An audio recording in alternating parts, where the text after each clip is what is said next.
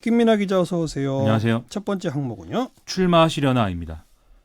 그저 타다의 이재용 대표가 한 말이죠.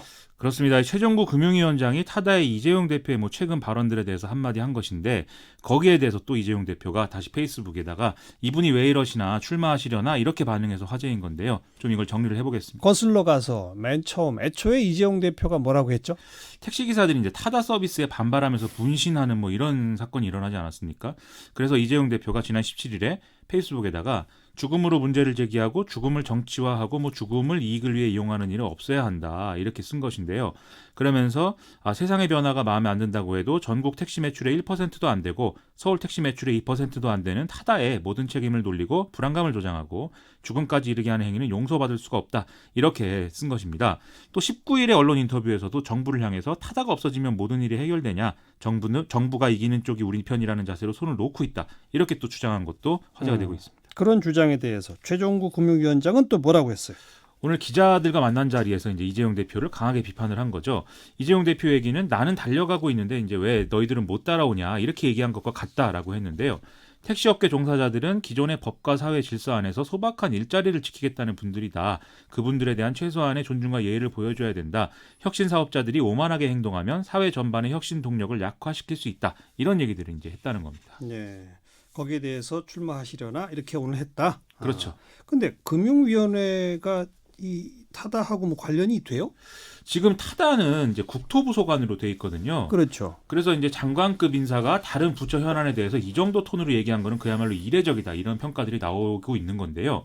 금융위는 일단 이 금융위원장이 느낀 대로 말한 거 아니겠느냐 이렇게 얘기를 하고 있는데 사실 1차적으로 쉽게 이해하기는 어려운 것 같습니다. 다만 금융위도 핀테크라든지 이런 혁신성장 관련 과제를 추진을 하고 있기 때문에 이 이해관계자들 사이에 낀 관료 이런 점에서 좀 마찬가지의 신세다라는 생각을 한 거 아닐까 좀 그런 추정을 가져봤습니다. 이재용 대표 지난번에 홍남기 경제부총리도 비판했죠?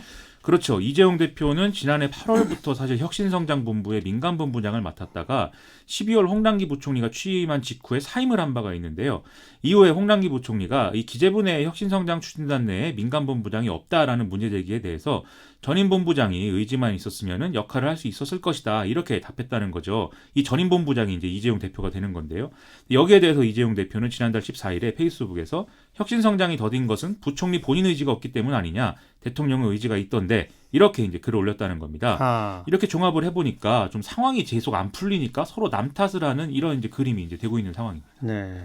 지난번에는 택시업계랑 그 카풀 서비스랑 갈등이 심했었잖아요. 그렇습니다. 이번에 타다가 반대하는 이유는 뭡니까? 지난번에 택시 카풀 사회적 대타협 기구가 합의한 그 안은 이제 여객 자동차 운수사업법에 이제 걸리는 대목이 있었던 카풀 서비스 이것에 대한 것이었는데요. 예. 타다의 경우는 이미 이제 여객 자동차 운수사업법에 위반 소지가 없는 형태로 지금 영업을 하고 있거든요. 그래서 이 합의안에 규정된 그런 대상이 아닙니다. 그래서 여기서 벗어난 지금 영업이 되고 있기 때문에 문제라고 택시업계가 주장을 하고 있는 건데요. 예. 여기다가 이런 새로운 서비스들이 등장을 하면서 개인 택시 기사들의 어떤 노후 보장 수단이 지금 되고 있는 이 개인 택시 면허 가격이 떨어지는 것도 반발의 한 원인이다. 이런 분석이 나오고 있습니다. 네네. 실제로 지난해 초에는 한 9,500만 원 수준이었는데 시세가 최근에 6,400만 원대까지 떨어졌다는 거거든요. 좀 이런 답답한 상황들이 있다 보니까 이런 사건들이 벌어지는 것 같습니다. 참 어려운 문제입니다. 그죠? 자, 시사위키 두 번째 항목은요. 손흥민 입대입니다. 입대 안 하잖아요.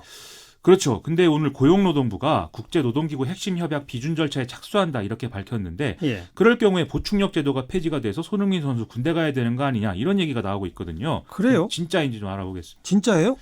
일단 이 ILO 핵심 협약 8개 중에 비준하지 않고 있는 4개 항목 중에 이 정부가 이 비준을 추진하는 거는 결사의 자유 협약 2개하고 강제노동 협약 1개입니다. 네. 근데 이 중에 강제노동 관련 협약을 보면은 모든 형태의 강제노동을 금지하지만 군사적 성격의 의무 병역에 대해서만 예외로 인정한다. 이렇게 돼 있다는 거거든요. 예, 예. 근데 공익근무요원이라든지 산업기능요원 이런 경우에는 의무 병역의 일환으로 비군사적 복무에 종사시키는 것이기 때문에 이 협약 위반의 가능성이 있다라는 것이죠. 오늘 중앙일보가 이런 주장을 다뤘고 이런 얘기들이 나오면서 손흥민 선수 얘기까지 간 겁니다. 아니, 공익근무나 산업기능이 강제노동이다? 그런 얘기가 될 수 있다는 거죠. 아닐 것 같은데. 정부는 입장은 뭐예요? 관계부처와 협의를 해봤는데 이렇게 보기는 역시 어렵다라는 결론을 내렸다고 합니다. 예. 이 협약의 취지는 의무병역 제도가 뭐 공공사업이라든지 경제개발을 위한 목적으로 사용돼서는 안 된다는 것이기 때문에 우리나라 보충력 제도에는 해당 사항이 없다. 이게 근거 중에 하나고요. 네. 또 보충력 판정을 받은 경우에도 본인이 원하면 현역병으로 갈 수 있는 선택권을 주면 이 협약 뭐 위반 논란은 없어진다. 또 이게 또 하나의 또 설명 근거입니다. 예. 그리고 2006년에도 국가인권위가 이 협약 비준을 권고하면서 이 경우에 협약 위반으로 보기 어렵다라고 판단했다는 점도 근거로 지금 들고 있습니다. 네. 정부는 오늘 아무튼 이제 경사노위에서 합의가 안 됐으니 국회 논의에 붙이겠다 이런 입장을 밝힌 거죠. 그렇습니다. 이 아무래도 ILO 협약을 정부가 선비준 후입법해야 된다라는 요구가 있었기 때문에 이거에 대해서 이재갑 고용노동부 장관한테 물어봤는데요.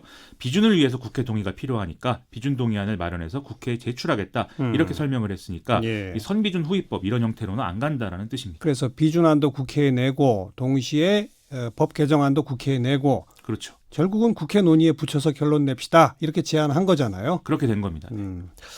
국회가 근데 제대로 이거 논의할 수 있을지는 참 모르겠어요. 그러게 말입니다. 수고하셨어요. 고맙습니다. 김민아 기자였어요.